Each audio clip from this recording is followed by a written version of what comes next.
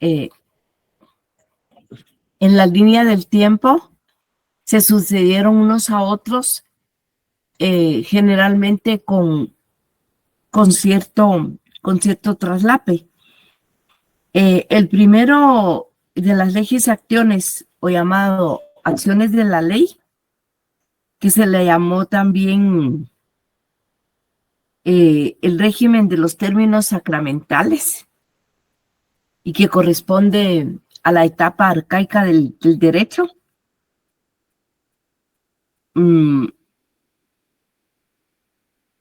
Es el sistema, digamos, de la antigüedad, pero dentro de ese mismo sistema nació el de la siguiente etapa, que es el procedimiento formulario, y dentro del procedimiento formulario nació el de la siguiente etapa, que es el sistema extraordinario. De tal manera que, como les digo, se sucedieron en el tiempo históricamente, pero también se dio cierto traslape de los sistemas. Son en este tiempo de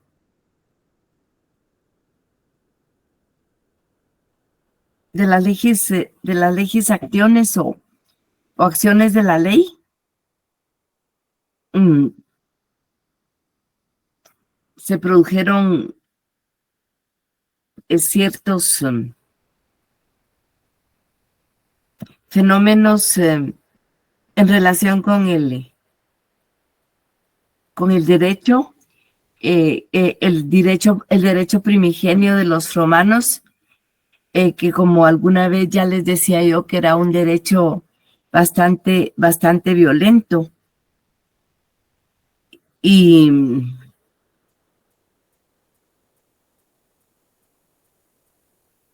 podríamos decir que este sistema de acciones de la ley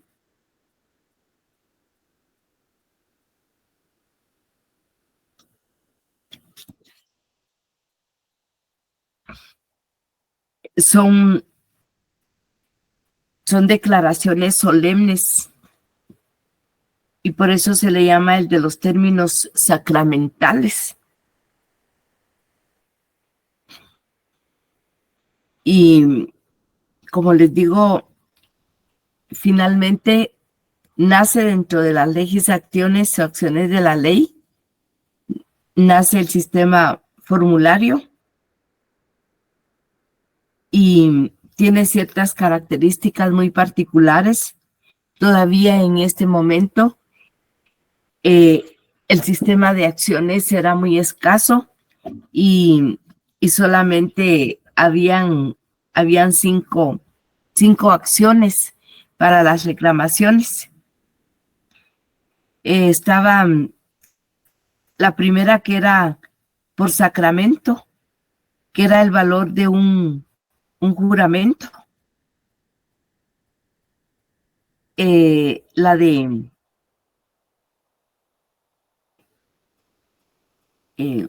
la siguiente acción era para pedir un árbitro o juez para ciertos casos.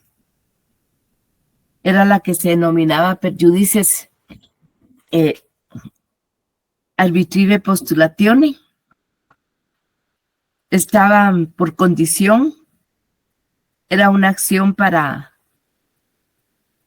pedir una cantidad determinada y cosas determinadas.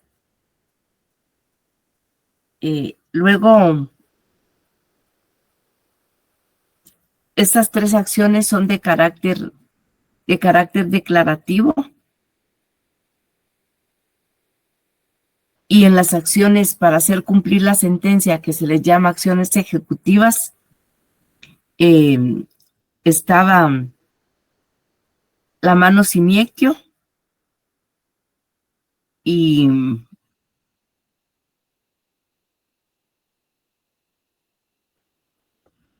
estaba la otra acción, per pignoris Capionin, y estas eran todas las acciones. De todas las acciones que hemos visto, estas 5 eran las únicas acciones que tuvo el derecho de la etapa arcaica, etapa de formación del derecho que corresponde con la época de los monarcas desde la fundación de Roma. En este tiempo, el proceso se divide en 2 partes, así como lo explicamos ayer. Una primera etapa que se llama injure, que lo desarrolla en esta etapa arcaica lo desarrolla un juez. Y la segunda etapa es injudicio o apud judicem, que lo desarrolla otro juez. Le pasa de un juez al otro juez.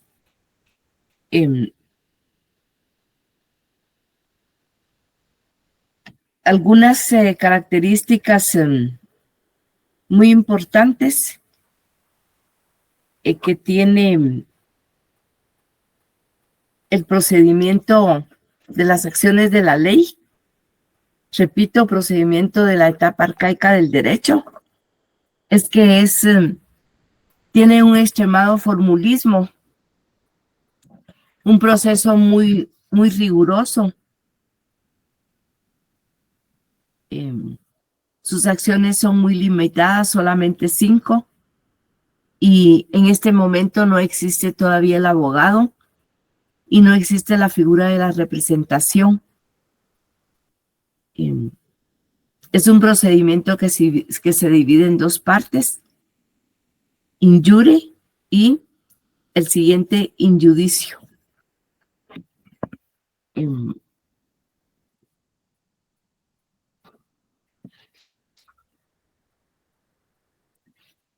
Esto sería lo que podemos decir en cuanto a características y también en relación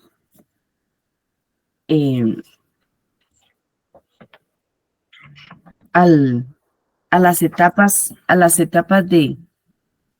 del procedimiento.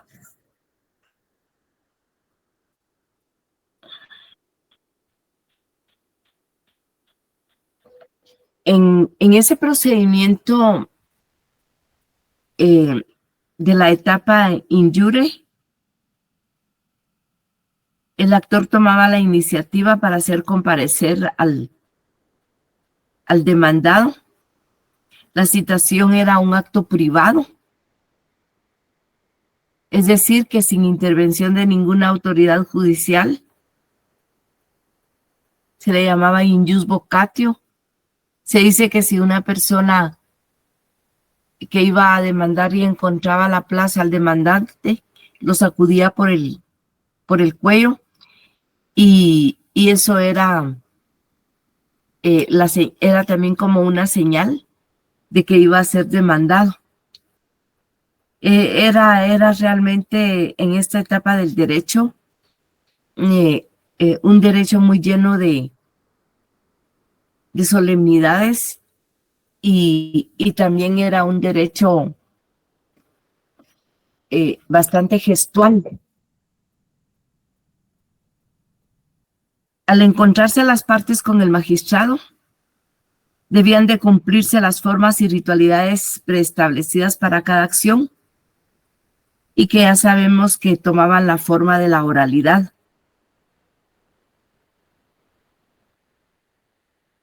Y tenía el juez que conocía del procedimiento lo que se denominó la cognitio, y las funciones que tenían también de dar acción o de denegar la acción.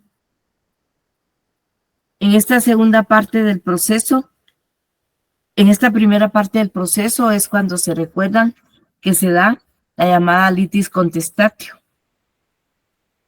y que quedó muy, muy bien definida la litis contestatio que es un documento procesal en el cual las partes convienen que van a mandar el proceso a un juez, su litigio lo van a mandar a un juez, que van a aceptar el fallo del juez.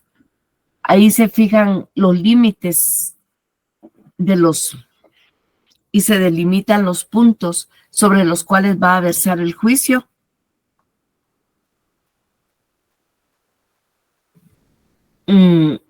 Y también en esa etapa del juicio es cuando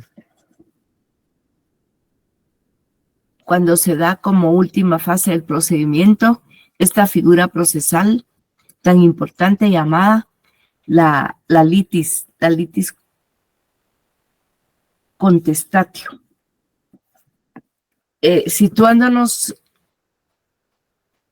temporalmente, este procedimiento de la etapa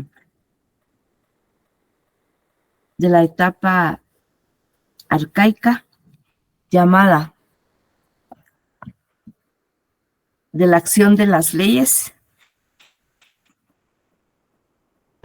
es el primer procedimiento que tiene el pueblo romano. En la época de la monarquía finales aparece el otro sistema denominado el sistema o el procedimiento formulario.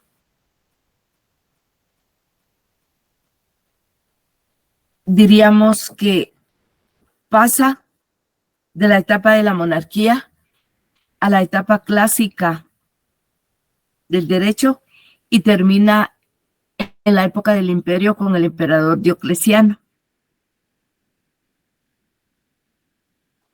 A finales de la etapa arcaica del derecho, el pueblo romano había desarrollado mucho su espíritu jurídico y el sistema de las acciones de la ley no llegaron a satisfacer las necesidades del pueblo, y por otro lado era un derecho sumamente violento. De ahí que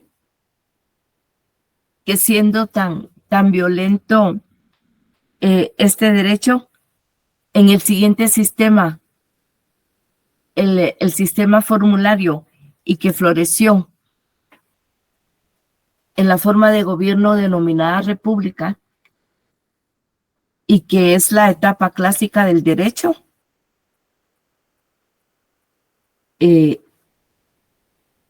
realmente fue una etapa importante en la cual el derecho y las instituciones del derecho florecieron de una manera extraordinaria.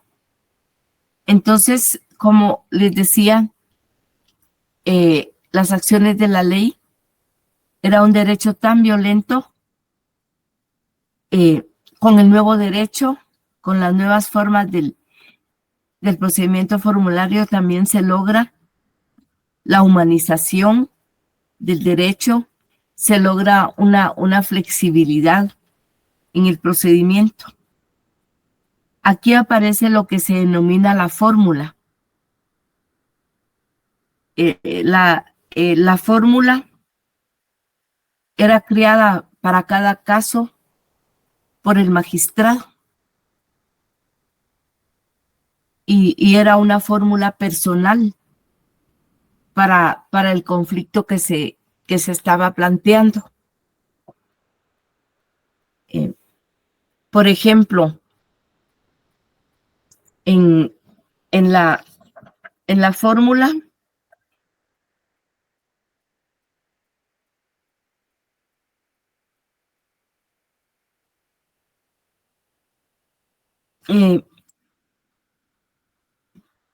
se escribía el magistrado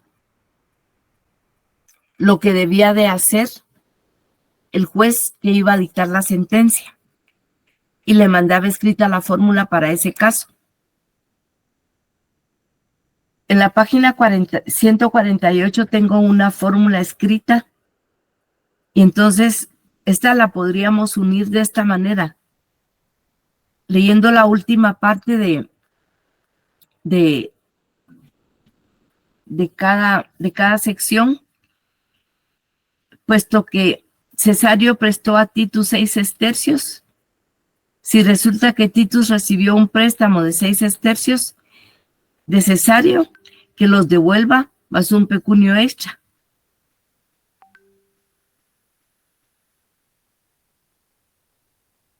Y ese pecunio extra será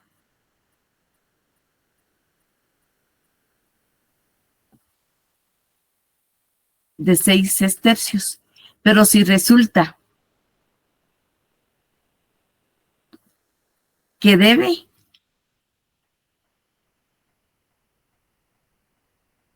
cóbrale los 6 sestercios extras.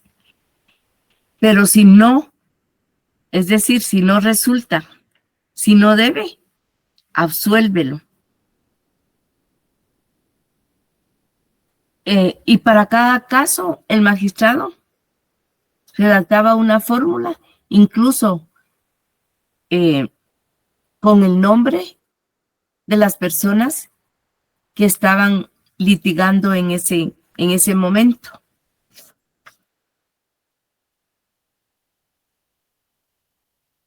La fórmula es entonces una innovación del procedimiento formulario o perfórmula, que así se le llama precisamente por esa fórmula tan personalizada para cada caso en particular. Fue la etapa de mayor esplendor del derecho y el aporte a la creación del verdadero derecho romano. Aquí apareció la figura del apoderado. Ya había una persona que podía representar al demandado, porque en la etapa de las acciones de la ley, si el demandado no comparecía personalmente, estaba destinado a perder el juicio. Pero ya en la etapa del procedimiento formulario aparece la figura del representante y ya se permite que llegue otra persona en representación del que no pudo llegar, que era el demandado. Como les digo, existe la tipicidad de la fórmula y a lo que se le llama la tipicidad de la fórmula era porque era una fórmula creada a la medida del caso y a la medida de las personas que estaban litigando. Porque esa fórmula llevaba hasta el nombre de las personas, del demandante y del demandado. También apareció en esta época la condena pecuniaria, es decir, que se le podía imponer una multa. Jason, por favor. Ley, tengo una pregunta. Cuando estábamos hablando de injure, Sí. cuando usted hablaba de solemne, ¿por qué solemne? Eso no lo entendí. Era un procedimiento, el de las acciones de la ley en la época de formación arcaica del derecho. Era un derecho muy solemne, porque era un derecho que estaba lleno de fórmulas y de gestos. Y si se equivocaba la gente en una fórmula que tenía que decir, ese era suficiente motivo para que perdiera el juicio. Por una cuestión de forma, podía perderse totalmente el juicio, aunque le asistiera la razón. Pues ya lo entendí. Era un derecho sumamente gestual también. Era de utilizar objetos representativos como balanzas, campanas, hierros, recorridos por lugares. Eso de sacudir al demandado, que se lo encontraba en algún lugar público, el demandante, y lo tomaba de los hombros y lo sacudía, eso significaba la notificación de la demanda. Le estaba diciendo por medio de gestos que iba a ser demandado o que ya estaba demandado. Se le llamaba el tortolcolo. Era de tomarlo por el cuello prácticamente. Era muy básico, o sea, solicitar las cosas así. Así es, esa es la palabra exacta. Gracias, licenciado. Bueno, y eso.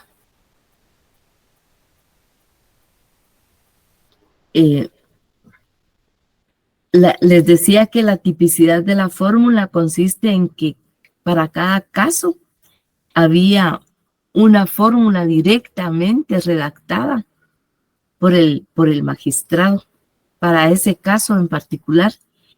Y si eran 50 casos, tenía que redactar el magistrado 50 fórmulas diferentes.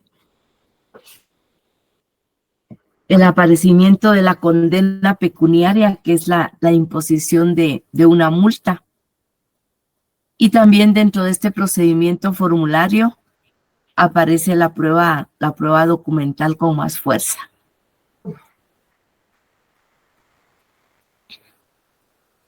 En esta etapa del proceso civil romano se conservan las dos etapas del proceso.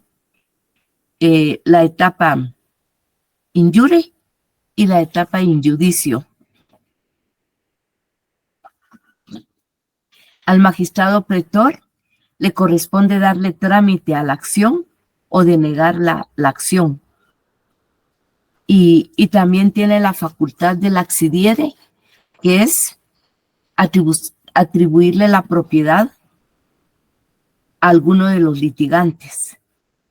Porque no en todos los casos se discute un asunto de propiedad, pero en los casos en los cuales se estaba discutiendo un asunto de propiedad, en la fórmula también se le estaba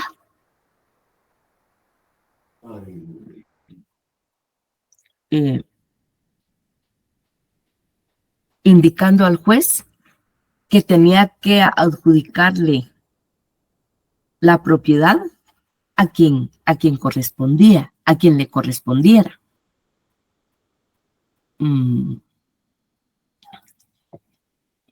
La fórmula fue una figura procesal muy importante. Estaba compuesta de la demonstratio. Era la parte de la fórmula que resumía la causa jurídica de la demanda como una consecuencia de la cognitio que tenía el magistrado, porque ahí el magistrado pues ya resumía diciendo, puesto que Cesario prestó a Titus 6 sestercios, estaba explicando el hecho. Luego está la intentio, que resumía la pretensión jurídica procesal del demandante, es decir, lo que perseguía con la demanda. Si resulta que Titus recibió un préstamo de 6 sestercios de Cesareo, que los devuelva más un pecunio extra. Y la condenatio, en la cual el magistrado le confería al juez el poder de condenar o absolver al demandado, y le mandaba a decir en la fórmula: condena juez a Titus a dar a Cesario 6 sestercios, más 6 sestercios como pecunio extra, si resulta que debe. Pero si resulta que no debe, entonces absuélvalo. Estaba la adjudicatio, que era la parte de la fórmula en donde el magistrado le atribuía la propiedad de ciertas cosas y que forman parte del proceso cuando el caso lo ameritaba, como en el caso de las acciones divisorias, de la división de la herencia o de la división de la cosa común en la copropiedad. En la adjudicatio, el magistrado le decía al juez, atribúyele la propiedad a Titus si se prueba que es el heredero. Luego está la exceptio.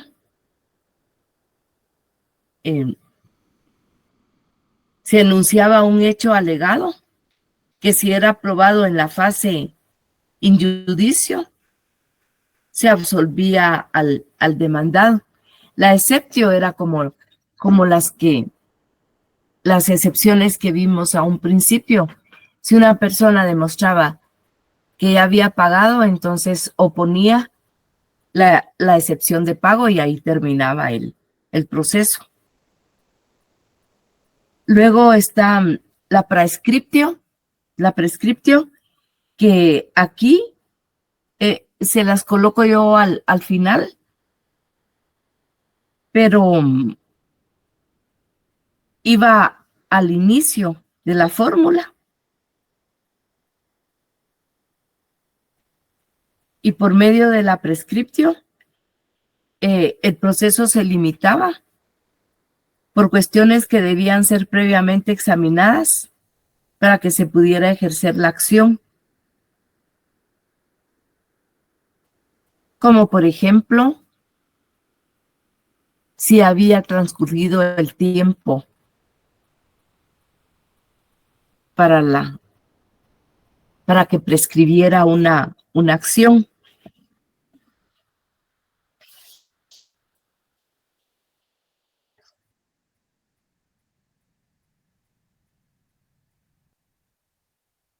Terminada la fórmula debía de ser aceptada por las partes en la litis contestatio.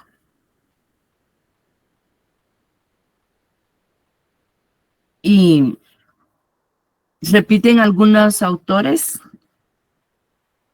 que la litis contestatio tenía el carácter de un contrato procesal, aunque les explicaba en clase anterior que no comparto que sea un contrato, sino que es un documento procesal que obliga a las partes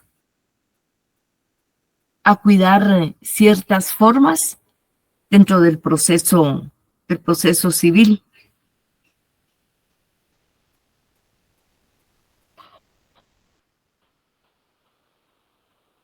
Luego,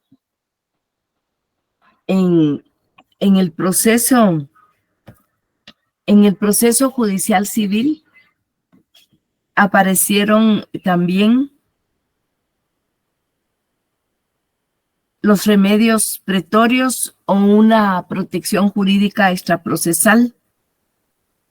Se le llaman remedios pretorios a una serie de actuaciones del pretor al margen del proceso para la protección de determinadas situaciones jurídicas y de hechos amenazados por la intervención abusiva y antijurídica de otras personas. Entre los remedios pretorios aparecen los interdictos y eran órdenes que daba el magistrado con el fin de amparar una situación que se estimase justa, en el supuesto de que fuesen ciertos los hechos y circunstancias alegados por el solicitante del interdicto. No decidían de manera definitiva la litis o la contienda que tenían las partes, pero sí protegían al demandado. Y un ejemplo clásico de un interdicto es la protección que el magistrado pretor le dio a los poseedores de los terrenos públicos del Estado y que obviamente no tenían la propiedad sobre los mismos. El procedimiento interdictal, es decir, cuando se interponían los interdictos, eran siempre interpuestos en la fase in iure, estando presentes las partes.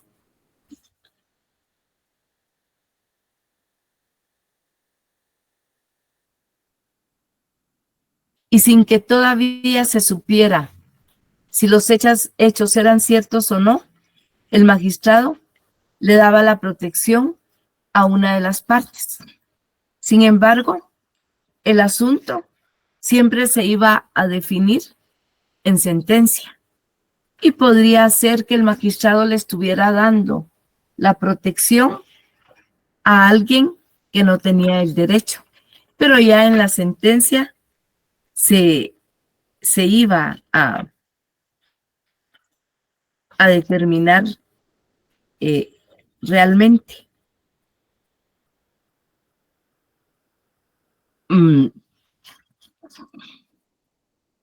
Luego, en las clases de interdictos, podemos ver que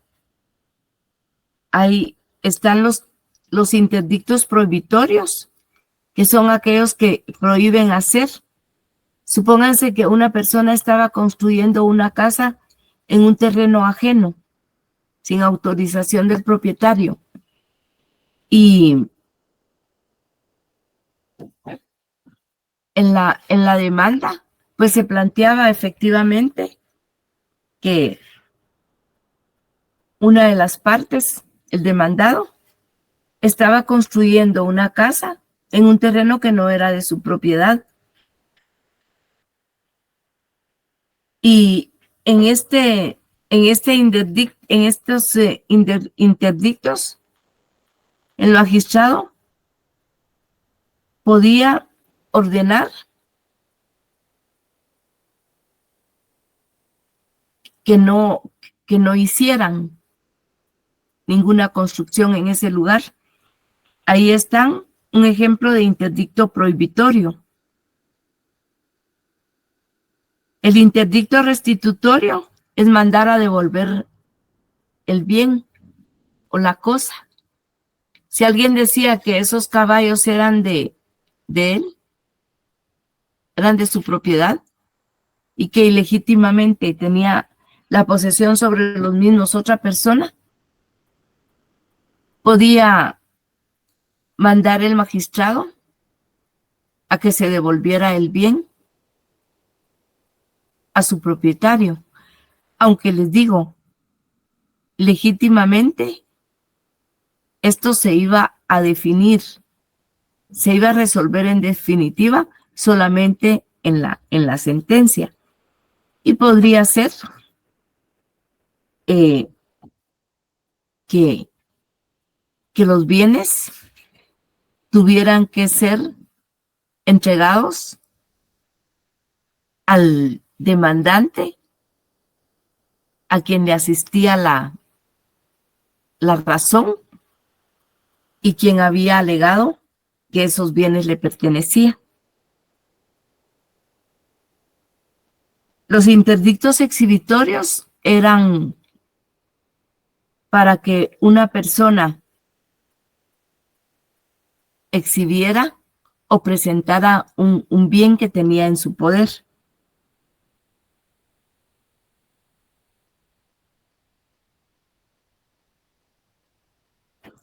Habían interdictos simples e interdictos dobles. Interdictos simples cuando solo había demandante y demandado, pero se convertían en interdictos dobles si el demandado, a su vez, utilizaba lo que se denomina la reconvención, que es demandar en el mismo juicio a quien lo demandó a él.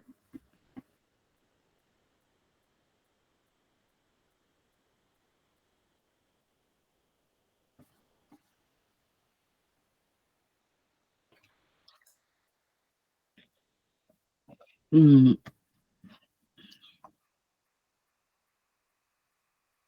habían también las que se denominaban las estipulaciones pretorias, que son acuerdos que el pretor le obligaba a realizar a las partes, como por ejemplo las que se denominaron estipulaciones judiciales para asegurar el resultado del juicio, estipulaciones caucionales cuando les correspondía prestar una garantía de cumplimiento, y estipulaciones comunes que eran para asegurar el resultado en juicio y también para garantizar el cumplimiento de determinada situación jurídica.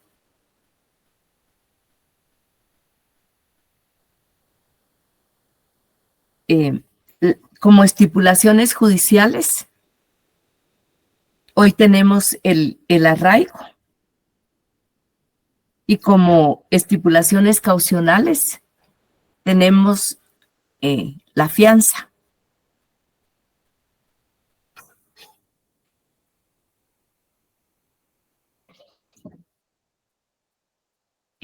También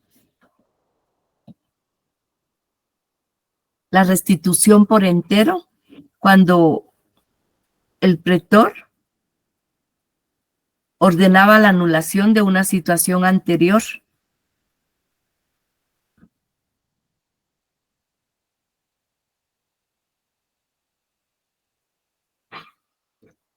Como cuando se anulaba un contrato por el hecho de que la persona que había contratado eh, no tenía la edad suficiente para la celebración de un contrato.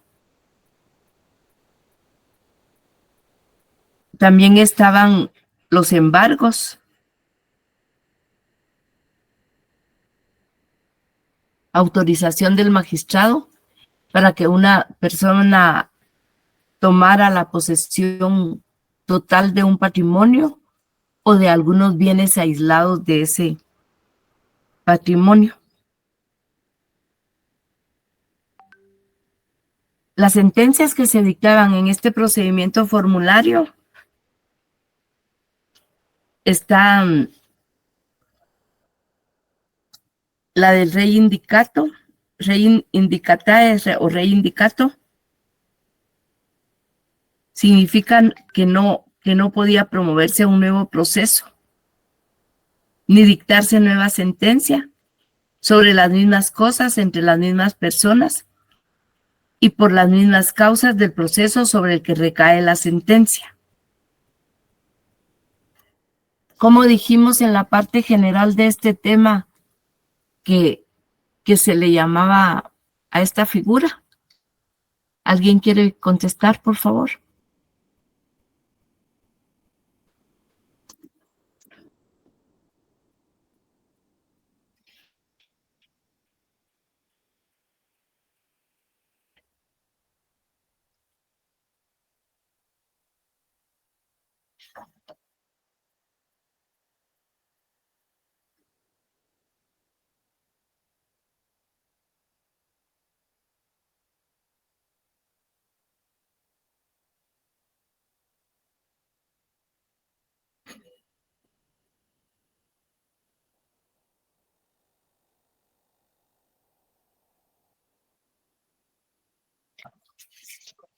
en la clase de ayer. ¿Cómo dijimos que se llamaba este efecto de la sentencia?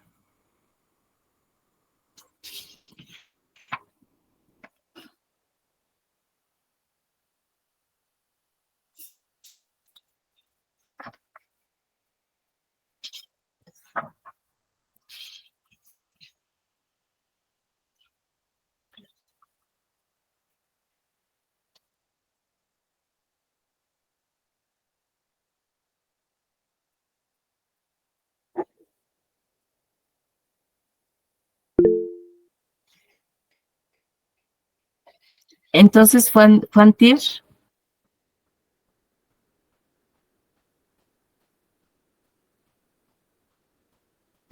Sí, yo estoy con gripe. Bueno, la clase anterior.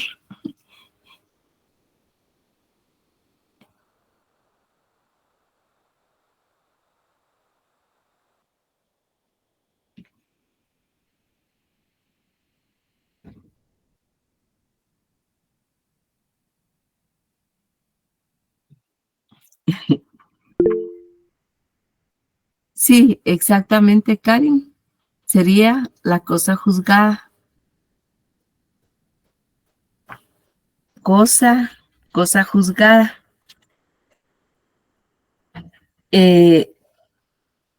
Vemos entonces, recapitulando, que los efectos de la sentencia es la de rei indicato y res inter. El res inter significa que la cosa juzgada entre unos no perjudica a otros. Otros que tuvieran derecho pueden iniciar la acción en contra de la misma persona y por el mismo asunto. Y en la ejecución de la sentencia,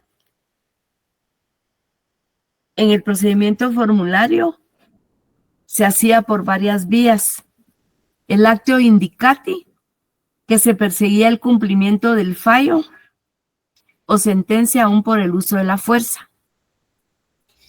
La bonorum venditio, se sacaba a la venta todo el patrimonio del deudor para pagar el objeto de la condena. La bonorum distractio, solo se sacaban algunos bienes necesarios para pagar. Lo estipulaba en la sentencia. Y estaba además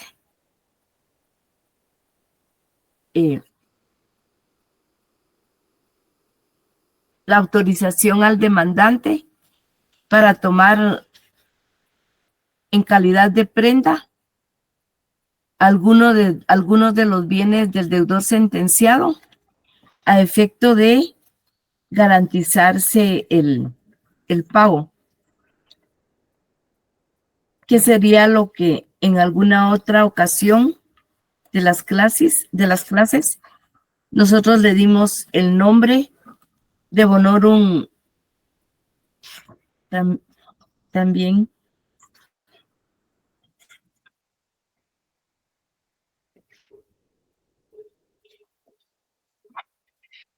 Se le dio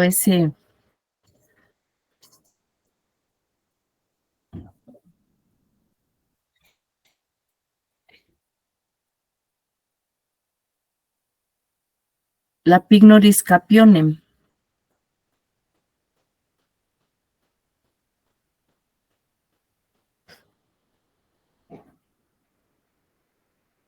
La pignoris capionem sería esta.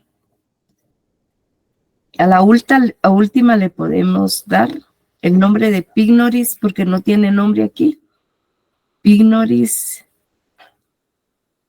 capionem.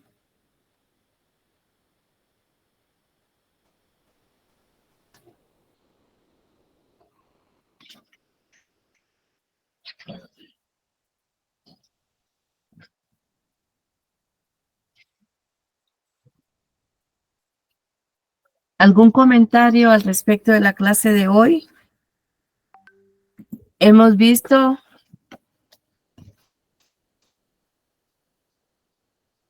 como de los sistemas procesales civiles. Se da uno en la etapa arcaica que se llama la acción de las leyes.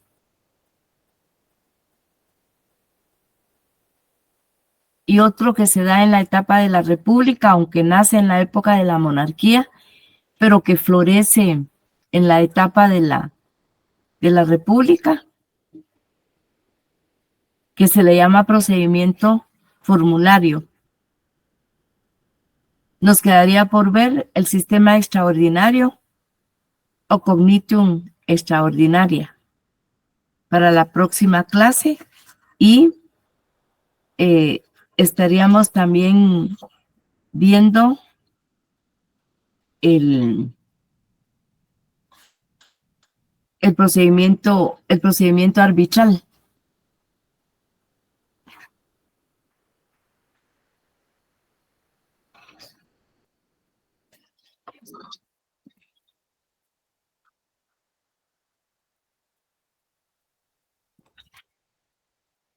Nos quedamos por hoy. Estos temas son bastante complejos. Yo les pido que le den una leidita antes de entrar a la clase, porque eso les permite a ustedes poder formular algunas preguntas sobre algunas dudas que tengan de esa lectura.